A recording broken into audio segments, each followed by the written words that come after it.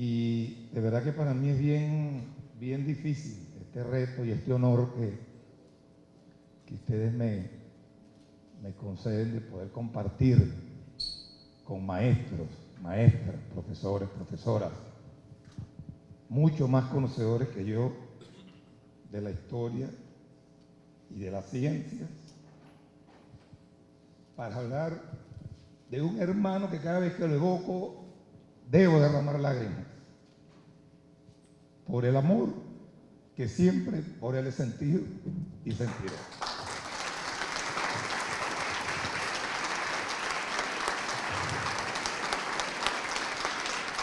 Siempre.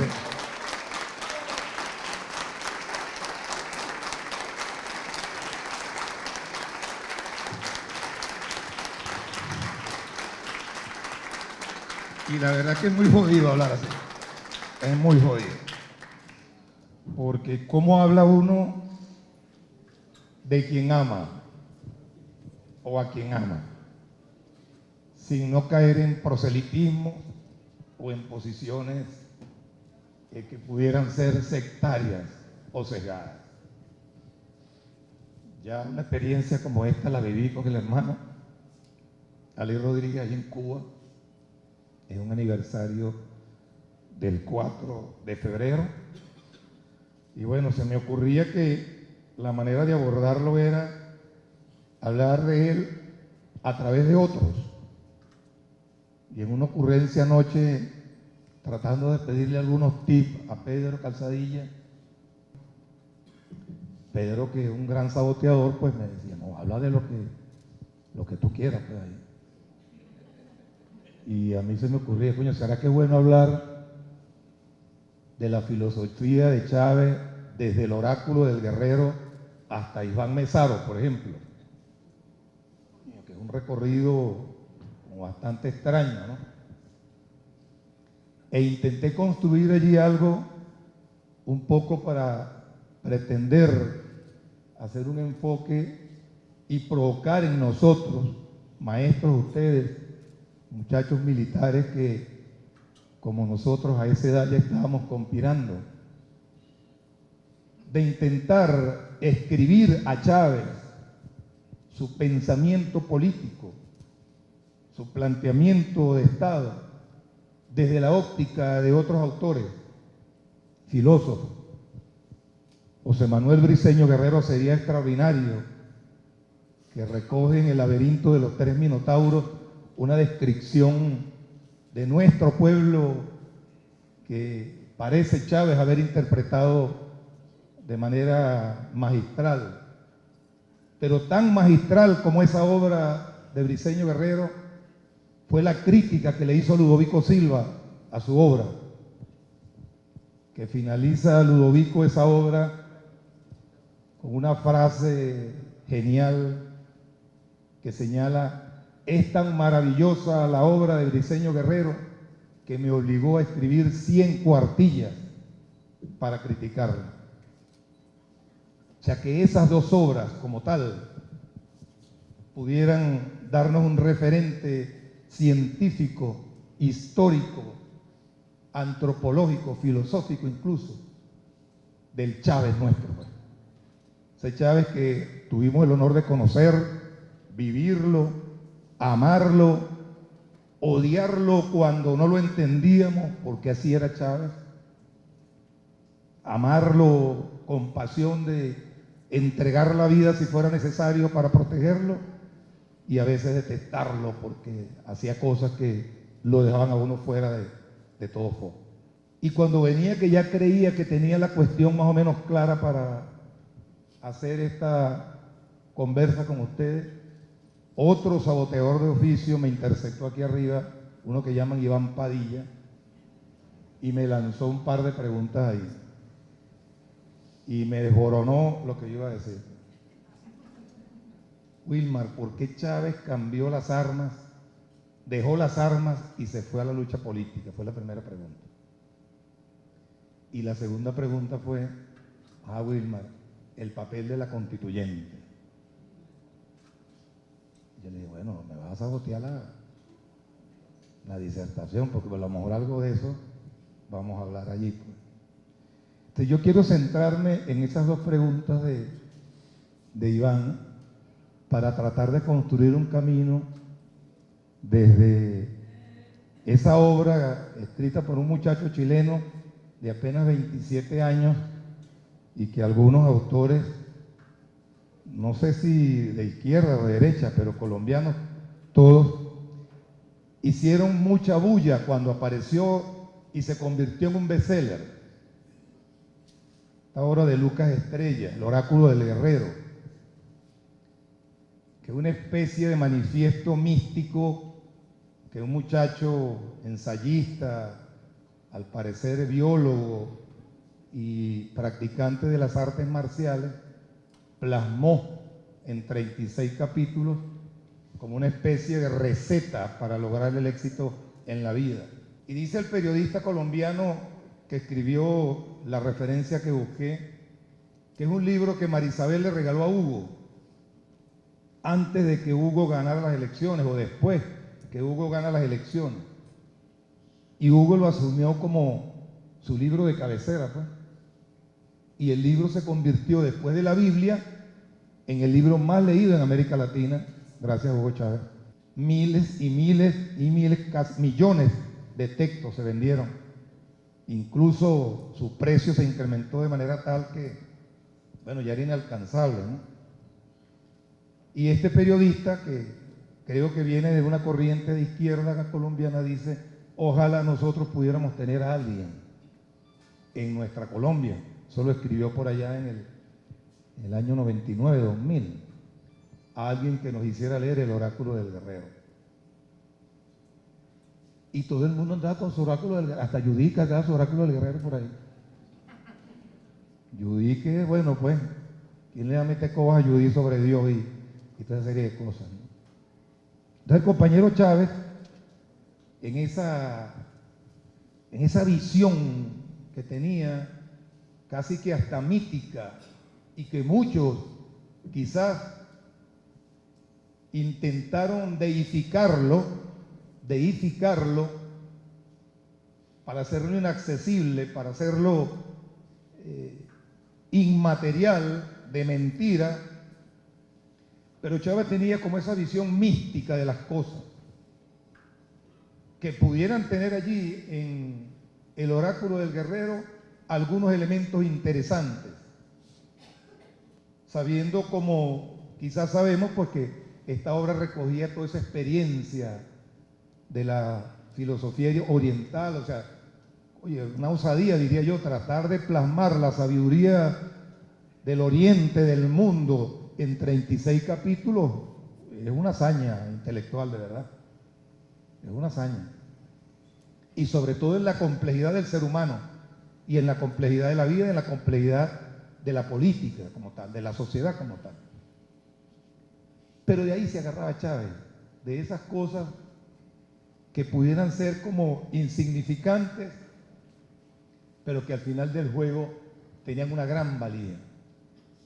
Entonces, yo me atrevería ahí en un intento de síntesis de ese componente de su planteamiento de vida, de su forma de vida, yo lo trataría de sintetizar en el carácter espiritual de Hugo Chávez, en la espiritualidad del planteamiento político del compañero Hugo Chávez, que termina al final del juego construyendo una especie de sincretismo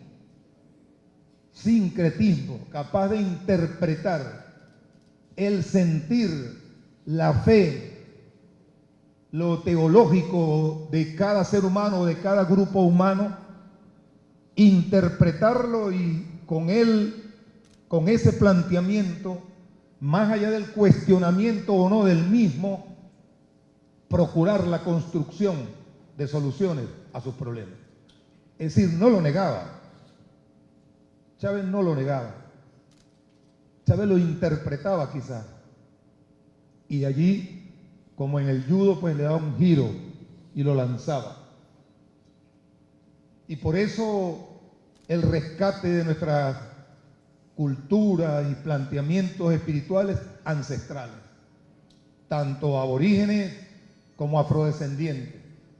Y por supuesto, pues en palabras del Briceño Guerrero, aprovechando que lo trajo al salón Pedro Calzadilla, la hispanidad cristiana que siempre estuvo presente en Chávez.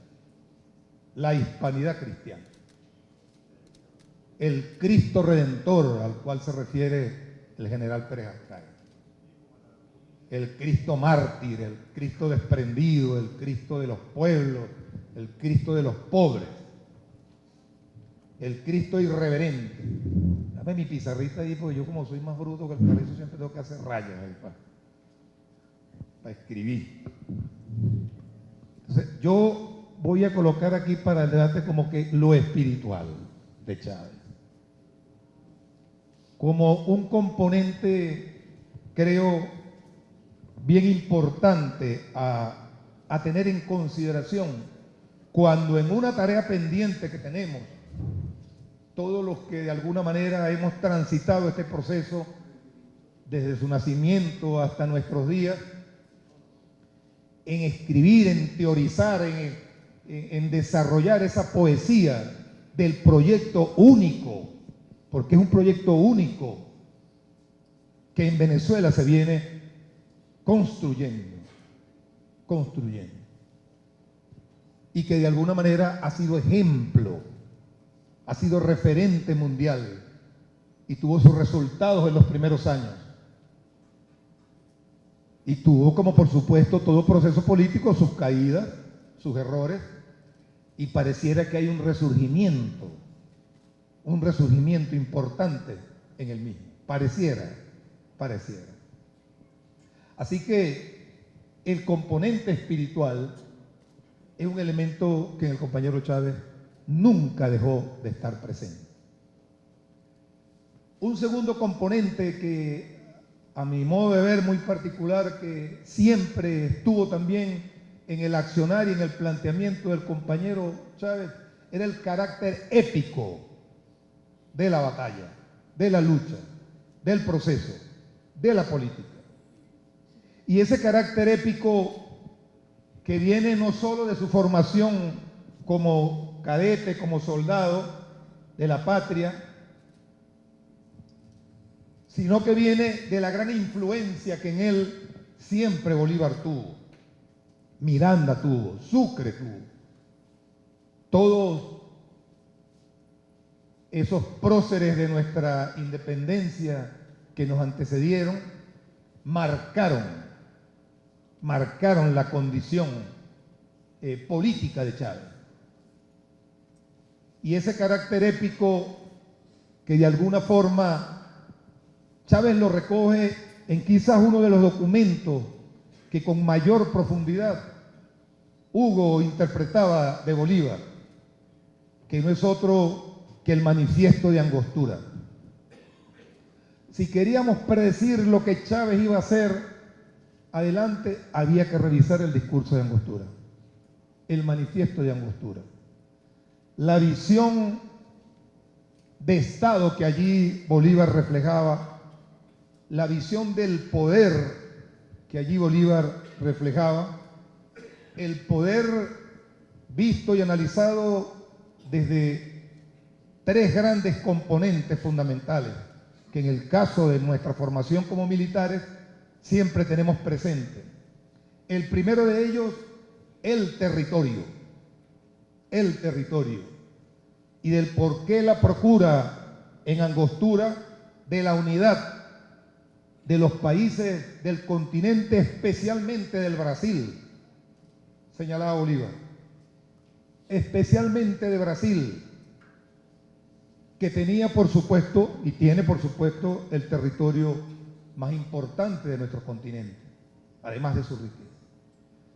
El segundo componente que señala allí, deja asomar Bolívar en ese documento, y Chávez lo tenía como muy claro, era el del pueblo, la sociedad, y dentro de la sociedad la cualificación de esa sociedad, la educación, la formación, la capacitación, la elevación del conocimiento. Y allí nos destaca Bolívar un conjunto de elementos que una sociedad virtuosa republicana debería tener. Entonces, territorio y sociedad, dos componentes fundamentales en la definición del poder para efectos de quienes en las Fuerzas Armadas nos formamos.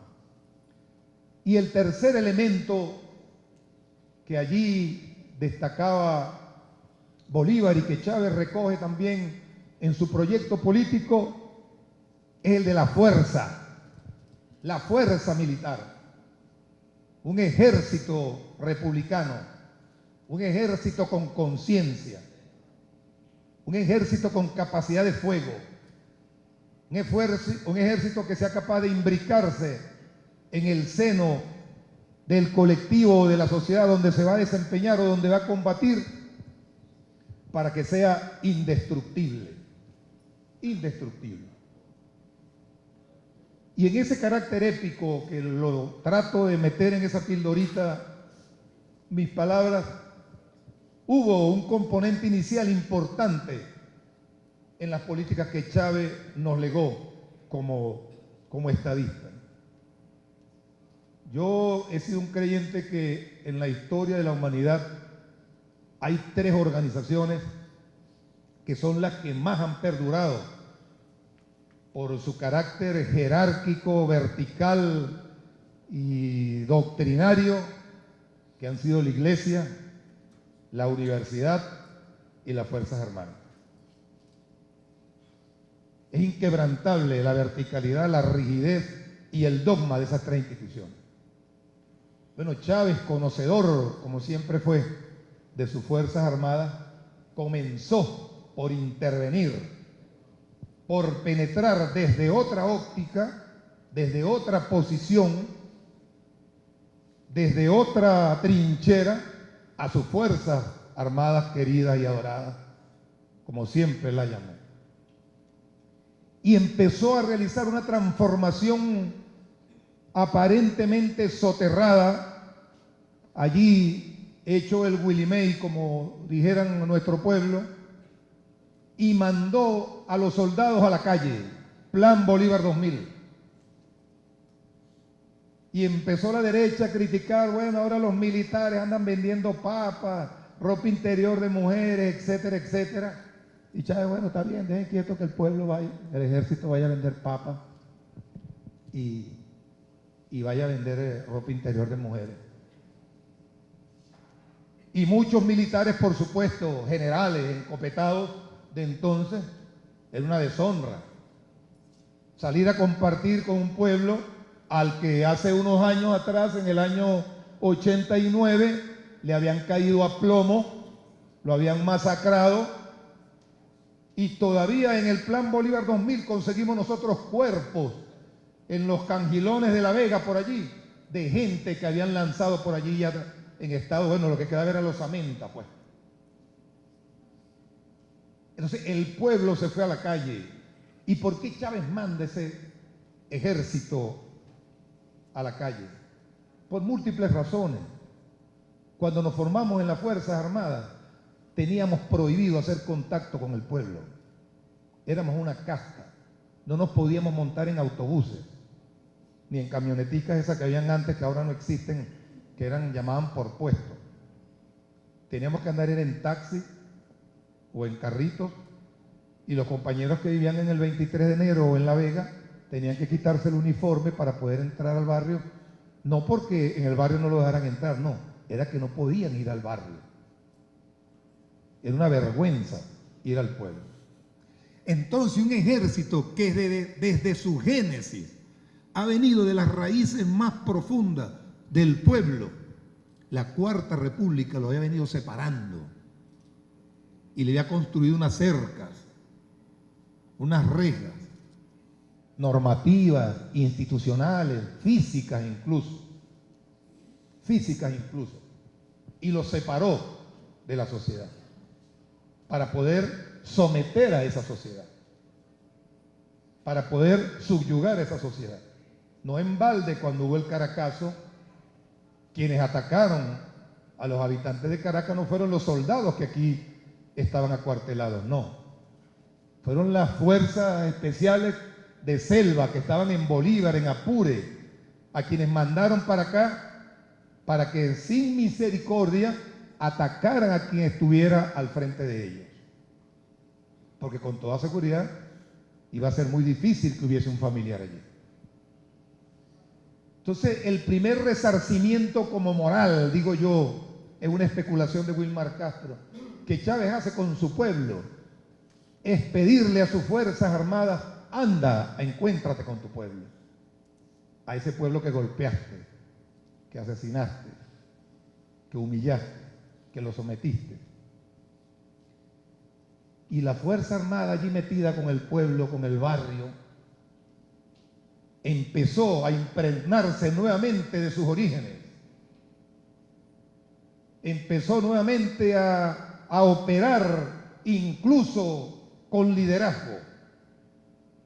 Porque también es cierto que en ese encuentro que lo vivimos allá en la Escuela de Infantería del Ejército, en donde compartimos con los compañeros que nos habían combatido el 4 y el 27, 4 de febrero y 27 de noviembre, compartimos con ellos en la construcción de ese plan.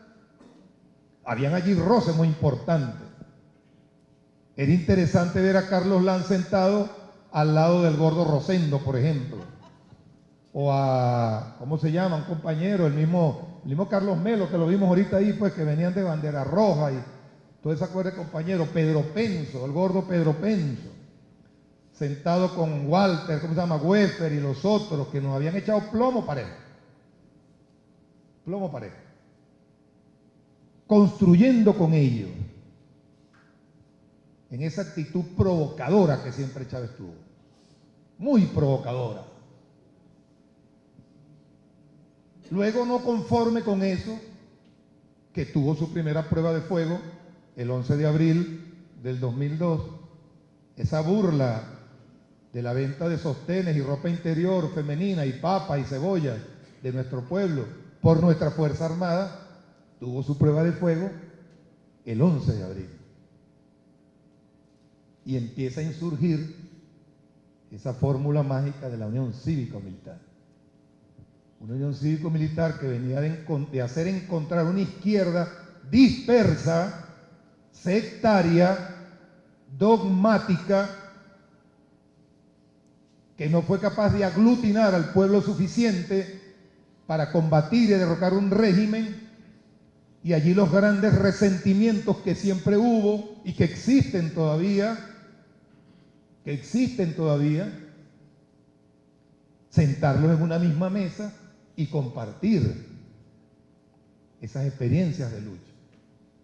No nos olvidemos que este es un proyecto que nace con una visión estrictamente nacionalista, y por eso allí habían perejimenistas de rancio estirpe, habían allí, y había antiperejimenistas como el viejito Hugo, que bueno, que estaban allí presentes también, pues.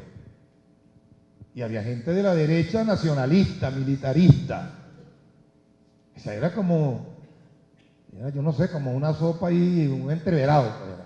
Así arrancó este proyecto. Cruzado raro, hay una tisana, pues, que mete piña con cambur, fresa con guayaba, una vaina loca, pues. Ahí había de todo. Y quizás los oponentes más duros de ese proyecto era el propio liderazgo de izquierda de entonces. El propio liderazgo de izquierda de entonces. Que no creía en un milico que venía además del ejército, a echarle pierna. Y quienes nos acompañaban a nosotros en esas complicaciones, pues eran los compañeros de Bandera, compañero Douglas Bravo, compañero Hermoso, Carlos Hermoso, el compañero Prada, bueno, que ya sabemos dónde están todos, pues. Algunos que otros compañeros del Partido Comunista, de donde venía yo, pues, escondido 22 años en las Fuerzas Armadas de la Juventud Comunista. Y en el Partido Comunista es chévere porque uno puede ser de la Juventud Comunista hasta los 60 años, 50 años. El que era jefe del Partido de la Juventud Comunista en Acarigua El negro Herrera, cuando yo me vine para la escuela, tenía 45 años. No como nosotros que pusimos una meta de 30, creo, 35 años. ¿Ven? Bueno, entonces, ese escepticismo de la izquierda, que con toda razón debería tener, también operaba en el seno de la Fuerza Armada. Un escepticismo de los militares en función de la credibilidad de los compañeros de izquierda, que con nosotros estábamos intentando construir una cosa distinta, que ya tenía los primeros trazos de hacia dónde iba desde la cárcel. Asamblea Nacional Constituyente, que fue la segunda pregunta que me hizo el compañero Iván. Asamblea Nacional Constituyente. Entonces, esa fusión de el bolivarianismo, de su formación castrense, de arrojo, de la batalla, de la confrontación, de la lucha permanente, es lo que yo intento ahí como agrupar en ese carácter épico de la revolución bolivariana. Porque más allá de eso, era la definición de las batallas que había que librar para poder avanzar. Eran batallas épicas. Cuando nos tocó construir la misión Vuelvan Caras, por ejemplo, que era como una segunda etapa de la procura de esa fusión cívico-militar. Bueno, eso fue una odisea, primero tratar de conceptualizarla. Misión Vuelvan Caras, creo que se llamaba el primero. Misión Vuelvan Caras, después le pusieron Misión Che Guevara. Imagínense ese debate allí con aquella ortodoxia liderada por Yadira Córdoba, María Cristina Iglesias, Eliezer Otaiza y un piloto de casa loco como yo. Era una vaina loca. Ay, el profesor Giordani. Y el profesor Giordani, que era como el que mediaba entre todos los locos que estábamos ahí. Bueno, eran épicas las batallas, de verdad, que había que dar. Y ahí hago un paréntesis para que como retomar elementos en la construcción de una nueva teoría de la política incluso desde Venezuela. Tenemos elementos suficientes para ello. Para escribir incluso una teoría general del Estado desde nuestra óptica. Porque lo que se venía cocinando por debajo en esa épica confrontación entre nosotros era la procura de un nuevo Estado. Un nuevo Estado que no obedecía a ninguna de las tesis de los teóricos y clásicos del Estado, bueno, desde Hoppe hasta nuestros días, pues para no irnos tan lejos. ¿Cómo construir ese nuevo Leviatán sin que fuera un Leviatán? Y darle ese poder a ese nuevo Estado para intentar acercarse a eso que Mar por allí escribió, el proceso de extinción del Estado. Cómo ese Estado se extinguía e insurgía una nueva institucionalidad. Pues. Y empiezan a parir las misiones. Misiones, grandes misiones después. Y las misiones no eran otra cosa que el intento de ruptura de las parcelas de poder burocráticas inoperantes que el viejo Estado o el clásico Estado siempre ha tenido, pues, que no son malas per se, sino como operan. El concepto de cajita aislada, que no mantiene unidad, alianza, conexión con el otro o lo otro. Entonces Chávez intentó enseñarnos que no son aisladas las acciones en el ejercicio de la política ni del gobierno, y mucho menos del poder, pues. Que tiene que haber interdependencia, tiene que haber conectividad, tiene que haber el enlace, y que absolutamente todos somos necesarios en el proceso. Tanto los llamados buenos como los llamados malos. Tanto los llamados bondadosos como los llamados perversos. Tanto los gordos como los flaquitos. Tanto los altos como los bajitos. Tanto los menos inteligentes como los más inteligentes. Y eso fue una batalla épica. Épica. Y si la batalla estaba tranquilo, había un factor de perturbación permanente. Y lo introducía. De forma tal de darle la mayor dificultad posible para intentar obtener los logros más cercanos a lo que nosotros éramos capaces de hacer. Entonces, hay un componente histórico o historicista que pudiera estar allí presente y, bueno, qué mejor recinto para debatir esas cosas que esta casa con ustedes, que son unos estudiosos de la historia. Yo creo que el último libro de historia que yo leí fue el de Hostos y Macuey, en tercer año de bachillerato. Yo le tenía mucha rabia a la historia. Y Chávez me hizo que volviera a retomar libros ahí de historia. Un día yo creía que me había insultado porque me dijo una cosa ahí de Urdaneta y yo dije, coño, me insultó. Y me fui para que el viejito, ¿cómo se llama? Que tiene la pulpería del libro aquí en Sabana Grande. Me fui para que el viejito castellano y le dije, profe, coño, échame cuenta ahí de Urdaneta, ve, que cómo era el pan Urdaneta con Bolívar. No, eran panas y tal, y lo otro, coño. Y me regaló un libro que creo que lo escribió él. El profesor Brito Figueroa también me ayudó mucho. Que Brito Figueroa, que fue un compilador de oficio allá en La Victoria, fundó una cátedra. Él le llamaba la Junta Patriótica. Todos los britos como que son así, pichacosos. ¿Ah? Son provocadores. Entonces el profesor Federico Brito nos ponía a William Fariña a mí a leer. Había que echarle pierna. Pero es que la historia del viejo Federico, bueno, hay que leerlo obligatorio. Es obligatorio leer. Entonces Chávez nos hizo hasta leer la historia. Y después nos puso a creer en Dios.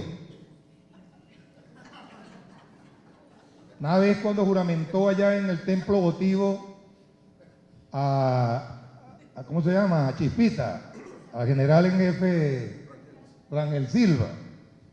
En el templo votivo fue designado ministro de la Defensa Rangel Silva.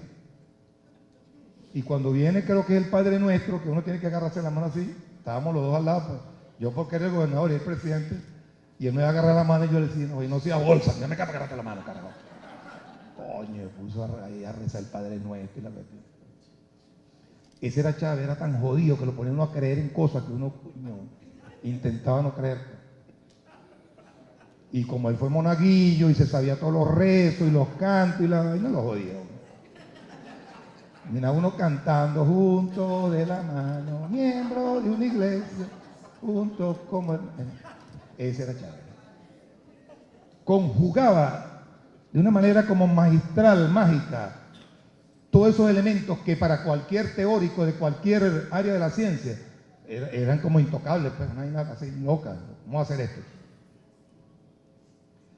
Y luego Chávez pasa una etapa que yo creo que a lo mejor Judy se acuerda la fecha, o Pedro, que es donde se declara ahí frente al Jardín Botánico de la 29 de febrero del 2004. Pasa del oráculo del guerrero de Estrella a Carlos Mara y se declara abiertamente socialista. Se acabó la mamadera de gallo en este país. La República Bolivariana de Venezuela era una república socialista y construimos el socialismo bolivariano. Y el libro que escribió Marx sobre Bolívar, ¿dónde queda? ¿Qué va a pasar con eso? ¿Me entienden? Y Chávez llegó y convirtió a Bolívar en socialista. Casi que lo convierte en marxista también.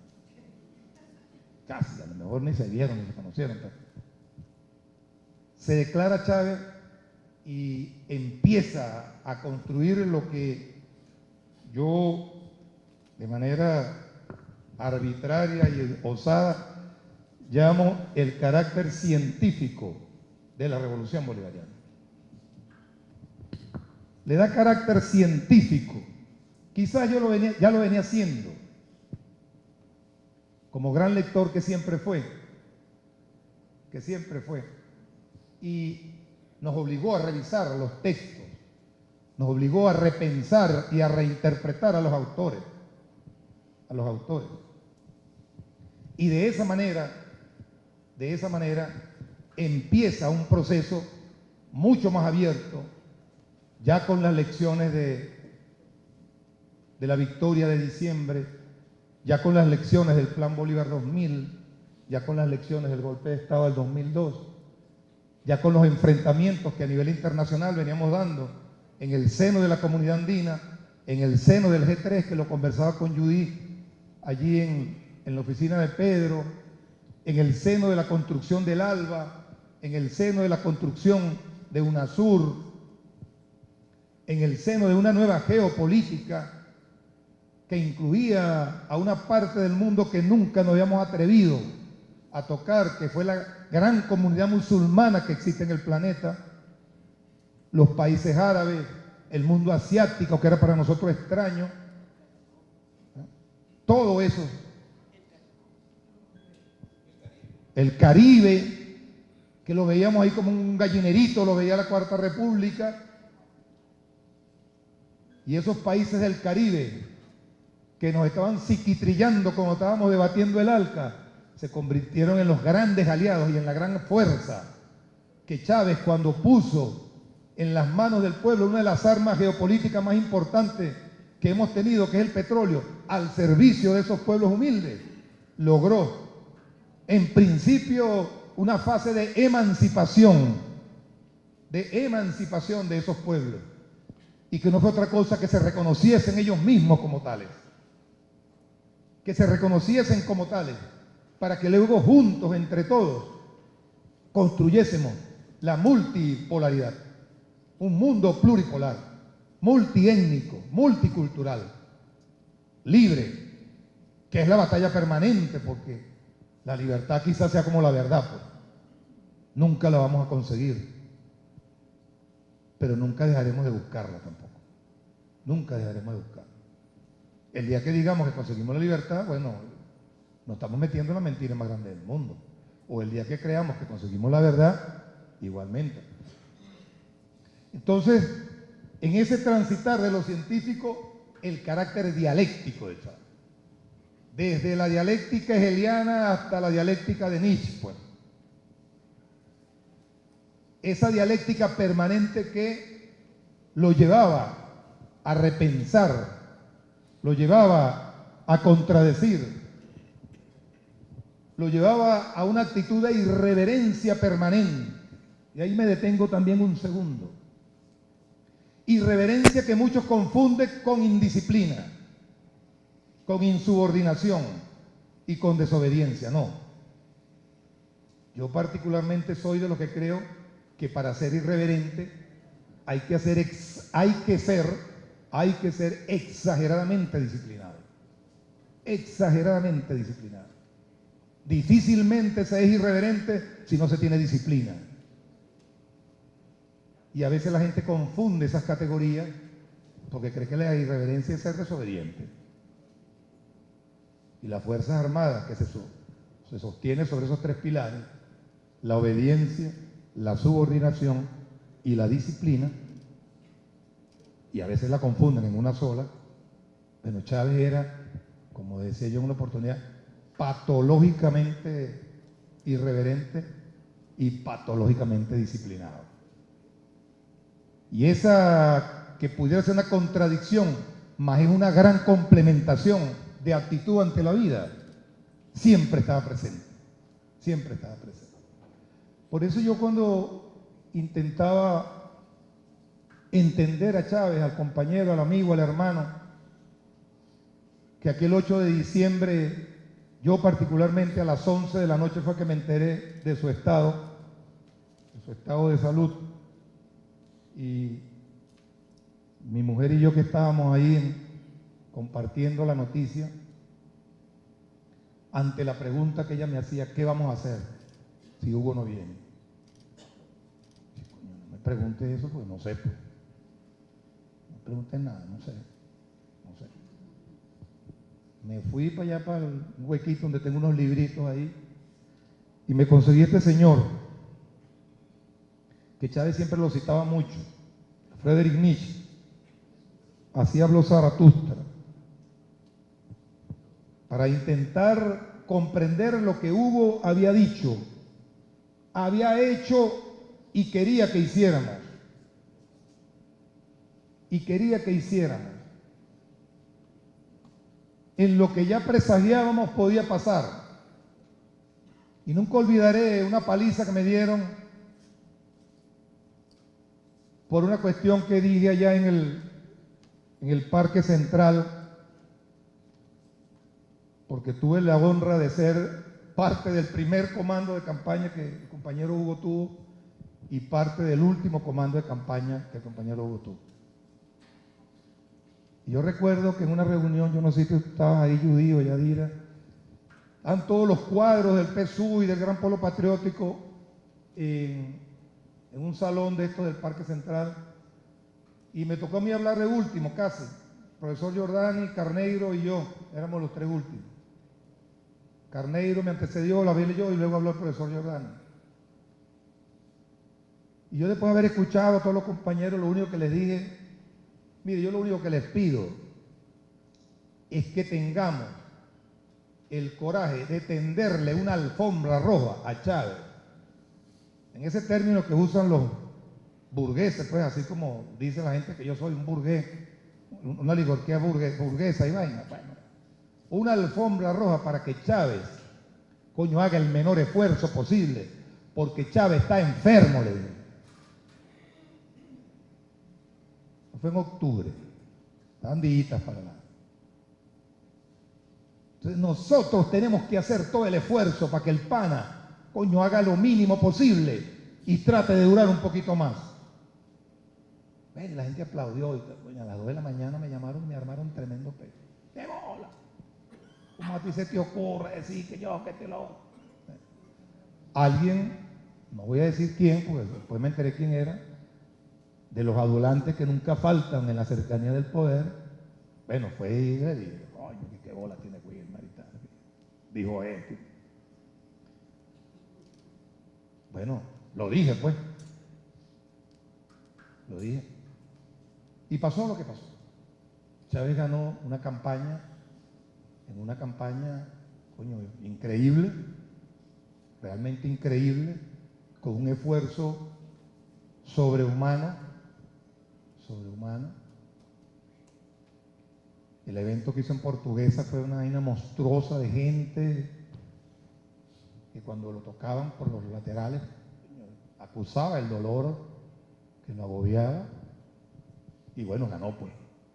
Y después se tira aquel maraco de discurso que, bueno, ni que quemen el planeta borrarán ese discurso ahí de la plaza de la avenida Bolívar. Ni que quemen el planeta, y así como bombardearon allá en Irak la biblioteca de la capital de Irak, ¿cómo se llama, profesora?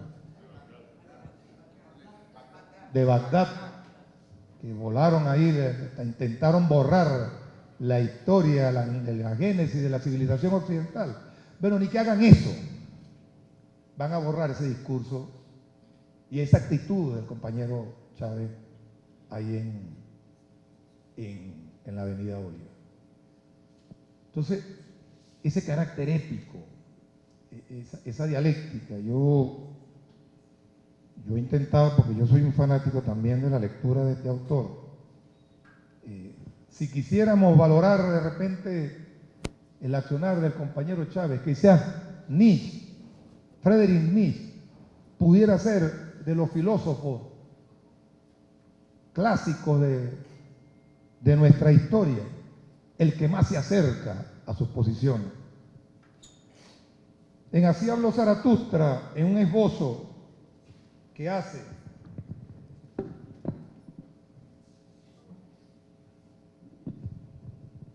una especie de síntesis que hace el compañero que prologa el libro, destaca planteamiento que siempre estuvo presente en la obra de Nietzsche, el eterno retorno, y lo sintetiza aquí como en 5 grandes pasos. Esbozo del retorno de lo idéntico. Voy a leerlo. En primer lugar, la asimilación de los errores fundamentales.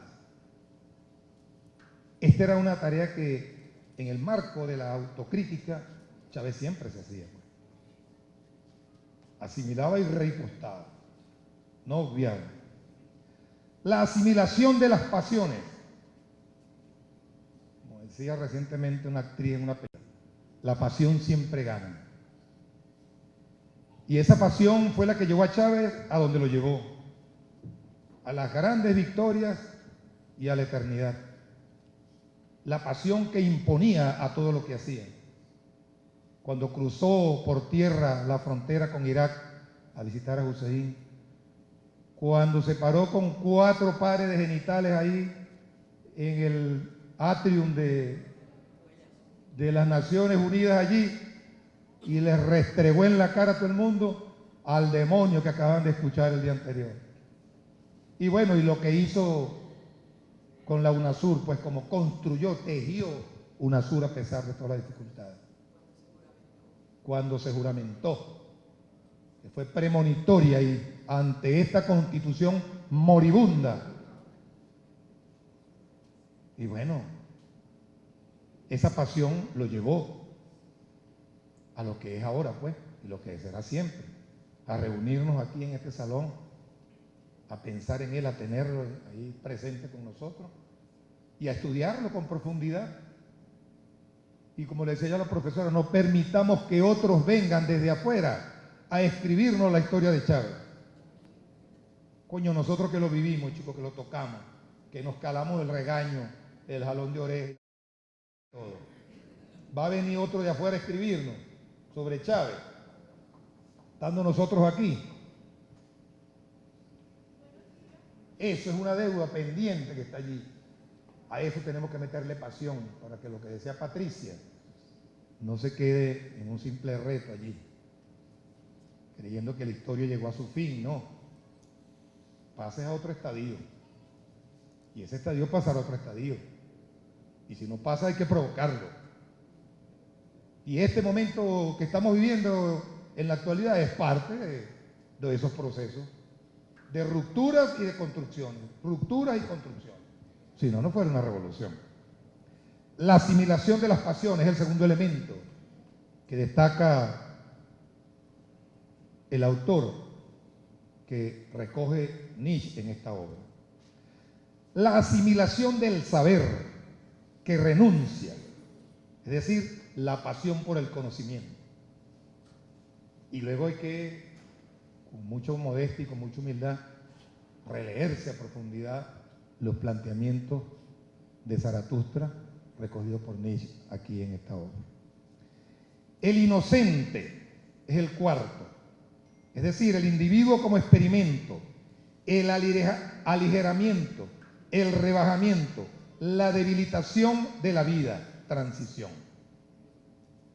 Esa consideración del débil, esa consideración de la muerte, esa consideración de la vida, del bien y del mal, que también era otra obra que Hugo generalmente asumía para sí. Porque difícilmente en la política, si revisamos algunas tesis sobre teoría general de la política, el tema de la ética y de la moral adquiere una connotación muy particular. No vamos a debatir si superior o inferior que a la concepción tradicional de ética y moral que tenemos, no. Simplemente adquiere una connotación muy particular.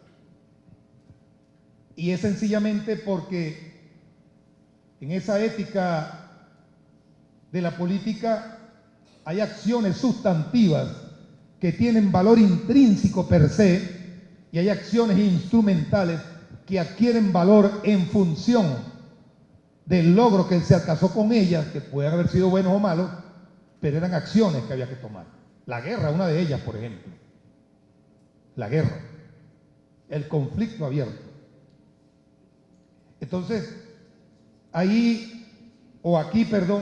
Nietzsche nos puede ilustrar sobre esa asimilación de lo que llama el inocente.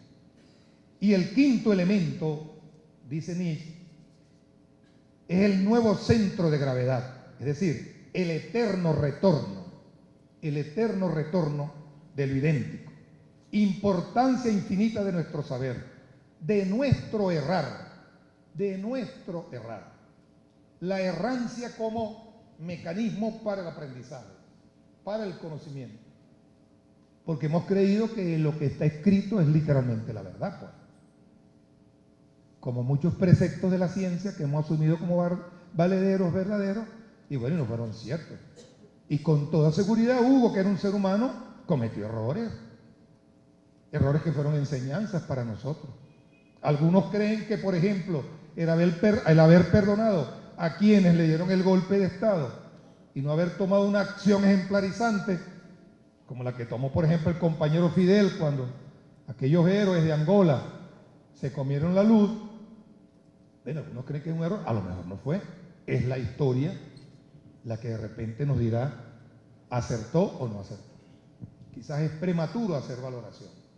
Pero entonces allí el tema de tener presente la errancia como un factor también del aprendizaje es uno de los debates que nosotros como militantes, como estudiosos de la política, de la historia, de este proceso, como primeros interesados en que este proceso perdure a lo largo de la historia y podamos construir la historia del futuro, no la del presente y la del pasado, es necesario revisar a profundidad con carácter científico todo ese accionar de la praxis, que era el elemento gramsciano que Chávez más asumía, confrontar la teoría con la praxis cotidiana para entonces hacer los ajustes, que con toda seguridad hay que hacerlo, porque difícilmente se construye una acción concreta que dé un efecto deseado, idóneo, en un cuerpo tan complejo y tan dinámico como el cuerpo social, pues. Es bastante osado pretender que eso lo va a lograr, al menos que uno diga, voy a lanzar una bomba atómica para que arrase con toda la humanidad y voy a construir un búnker donde solo me la salva yo y lanza la bomba atómica y listo. Ah, bueno, perfecto, pues. Lograste el objetivo. Después te vas a morir tú porque no vas a conseguir con quién conversar, ni qué comer, ni nada de eso. Entonces, el nuevo centro de gravedad, el eterno retorno de lo idéntico, importancia infinita de nuestro saber, de nuestro errar, de nuestros hábitos y modos de vivir para todo lo venidero. ¿Qué hacemos con el resto de nuestra vida? Nosotros, los que hemos pasado su mayor parte en la más esencial ignorancia, nos dedicamos a enseñar esta doctrina. Es el medio más eficaz para asimilarla nosotros mismos, nuestra especie de felicidad como maestros de la más grande doctrina. Esto lo escribió Nietzsche en agosto de 1881 en Cismaría, a 6.000 pies de altura, dice aquí.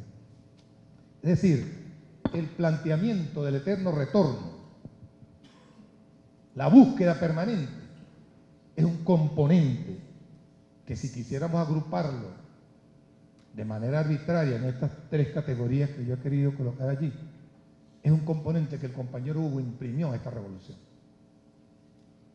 Y que quizás muchos de nosotros no lo entendemos, no lo comprendemos, yo entre ellos. Cuando de repente hay una política o hay una decisión o hay una alianza o hay una creación de algo y uno siente, bueno, pero ¿por qué? ¿Por qué? Entonces, he allí la necesidad de pulir, para dar respuesta a la primera pregunta que el compañero Iván Padilla me lanzaba antes de bajar al auditorio, de que por qué Chávez cambió las armas por la política. Chávez no cambió las armas, no dejó las armas, fue la pregunta de Iván. Chávez no dejó las armas nunca. Chávez lo que hizo fue cambiar de armas y pasó del armamento físico de metal inútil, ineficiente, del fusil, del cañón, al arma más poderosa que puede tener cualquier ejército, que es la conciencia, que es la fuerza moral, que es el saber, que es el conocimiento, que es la organización, que es la acción conjunta en equipo. Por eso cuando funde Pueblo y Fuerzas Armadas, cuando arranca con la primera misión Robinson para sacar del oscurantismo a una muy importante cantidad de venezolanos y venezolanas que en este país viven, comienza a pulir el nuevo armamento que allí tenía, a pulirlo, con herramientas técnicas en primer lugar, pero acompañada con esas herramientas técnicas, con herramientas políticas también. Herramientas políticas que se traducían en su modelación de la política, en su forma de hacer política, en la acción sustantiva de la política, que era el modelaje, que era lo que tratábamos allí de definir en la pregunta de Iván, la creación que nos permitió demoler el ALCA, por ejemplo, como proyecto hegemónico. Un concepto que quizás no hemos revisado a profundidad y que pudiera estar bien descrito en la exposición de motivos de nuestra Constitución. El concepto de la sociedad democrática. Y con el concepto de la sociedad democrática, el nuevo concepto de democracia participativa y protagónica. Le decía yo a Iván, una democracia con nombre y apellido materno y paterno. Porque cuando nos vamos a la exposición de motivos del texto constitucional del 99, vemos allí que dice el constituyente que al ser democrática la sociedad, han de ser democráticos todos los procesos inherentes a ella. Es decir, Chávez hizo de la política un ejercicio de cotidianidad del poder. Si asumimos la política como la instancia de las ciencias que administra el poder. E hizo del poder algo democrático, socializable. Y la naturaleza del poder es como la naturaleza del dinero. Es acumulativa. Y no fue que transfirió el poder al pueblo. Chávez no transfirió el poder al pueblo. Chávez lo que hizo fue reconocer el poder del pueblo. Al reconocer el poder del pueblo, le dio instrumentos para que lo viabilizara. Y le permitió a ese pueblo diseñar, desarrollar, poner en marcha y hacer contraloría de la política pública. Y ese ejercicio de democracia participativa y protagónica fue la dinamita que allá en Canadá, en Ontario creo que fue, o en Quebec, Chávez le puso al ALCA el asterisco, creo que era el artículo 4, si no se me olvida, que tenía que ser democracia participativa y protagónica, y eso generó un escándalo que nunca se llegó a resolver. Bueno, se resolvió en Mar del Plata a punta de pala y pico, porque allá en Mar del Plata enterraron con pala y pico el ALCA. Entonces, ese fusil transformado en conciencia, transformado en democracia participativa y protagónica, es el arma que Chávez cambia, no que la deja a un lado. Y siempre estuvo al frente de ese nuevo armamento. Y el otro misil, para seguir en la jerga que los militares conocemos, porque es la única jerga que conocemos, y el otro misil que lanzó para que la gente entendiera que esa arma funcionaba y funciona de verdad, fue la del poder constituyente. La Asamblea Constituyente como instrumento político de enorme eficiencia y de enorme eficacia. Con todos los defectos y errores que pudiera tener, seríamos unos incautos si creyésemos que iba a ser perfecta. No, es que si era perfecta no podía servir. Tiene que ser un poder constituyente imperfecto, con errores, con aciertos, para que le genere dinámica, movimiento permanente. Genere lo que algunos autores de la física cuántica llaman ahí, cree un móvil perpetuo de primera especie, que se esté moviendo de manera permanente y esté allí generando cambios, construcciones, destrucciones, reconstrucciones, replanteamientos. Entonces, la constituyente, que es la segunda pregunta que me hace Iván, es como el terreno, pues, es el campo de batalla, en donde ese misil creado por el compañero Chávez, con él, pues, construyeron ese concepto y se plasmó en la Constitución del año 99, ese es el terreno, esa es la arena de batalla nuestra, pues. Hay camorra política, vamos a constituyentes, pues, vamos a debatir, pues. La política no es eso, pues, el debate permanente de las ideas, de las acciones, de las valoraciones. Y eso generó como una especie de epidemia en el continente. Y los nuevos gobiernos progresistas que llegaron fueron a constituyentes. Los que se han preservado hicieron la constituyente como es. Los otros que quisieron asumir el gobierno y las transformaciones por la vía del camino tradicional, ahí están, pues. Ahí están. Ahí está Argentina, ahí está Brasil, ahí está Ecuador, ahí está México. Pero los casos de Argentina y Brasil son interesantes de valorar.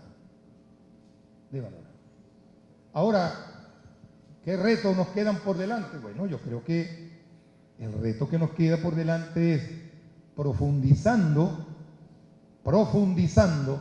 el conocimiento de la forma de hacer políticas del compañero Chávez, del planteamiento del chavismo, como quisiéramos nosotros, si quisiéramos ponernos pretenciosos, pues, los venezolanos, como siempre hemos sido, y le ponemos a esto chavismo como una corriente de pensamiento de la política, ¿por qué no, pues? Nosotros a veces infravaloramos las grandes acciones que hacemos. Pero ahí hay un contenido de mucha profundidad teórica y científica, además puesta en práctica, que ha permitido que hoy, 6 de diciembre, Pedro Calzadilla, tengamos 20 años resistiendo, evitando guerras civiles, evitando guerras internacionales, combatiendo en el terreno de las ideas, con un bloqueo infernal que pretende estrangularnos, pero nos estrangulará el pescuezo, lo que no nos puede estrangular es el cerebro y el corazón. Porque mientras haya cerebro y corazón, nadie podrá derrotarnos. Nadie.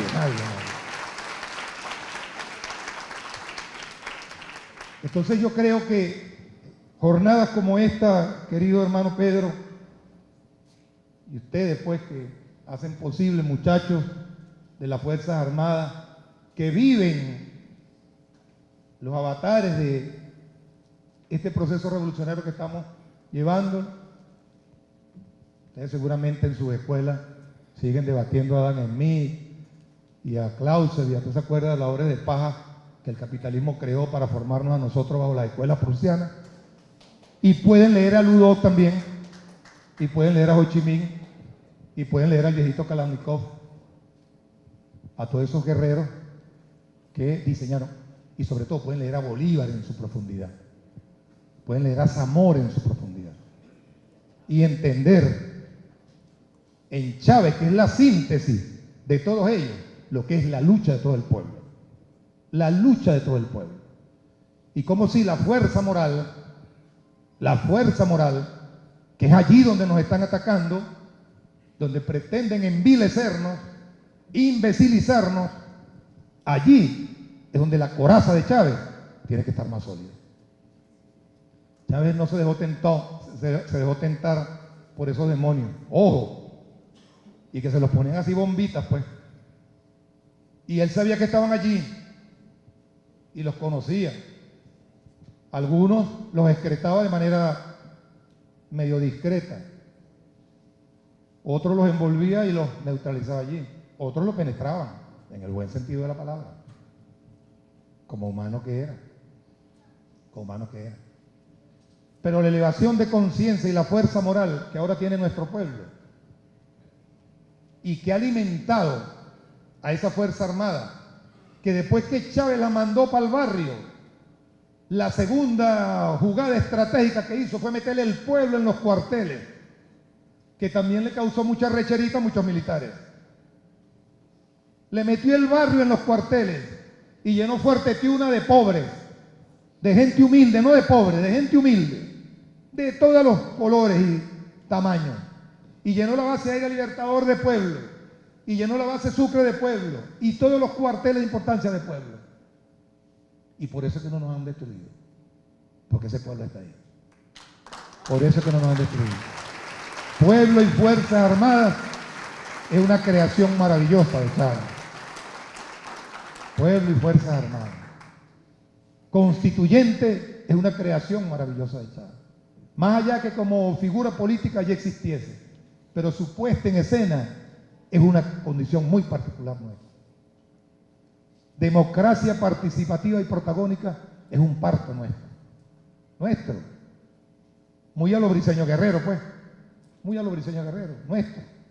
Es nuestro, tiene de todo. Es como la yaca, pues, que tiene de todo ahí. Desde pasa hasta tocino grasoso, piche y maíz. ¿Quién ha visto la pasa con el maíz conviviendo? Nosotros en la yaca. Ahí nada lo que voy. Entonces, ese carácter unionista, unificador, permanentemente en revisión, antiimperialista, indiscutiblemente que sí, antiimperialista, libertario, unionista, es un gran legado que nosotros no podemos ceder. Por eso estamos aquí. Por eso, Pedro, muchas gracias por este honor, muchas gracias a ustedes por esta gran oportunidad y bueno, mi cariño, mi amor y mi respeto para todos ustedes. Muchísimas gracias.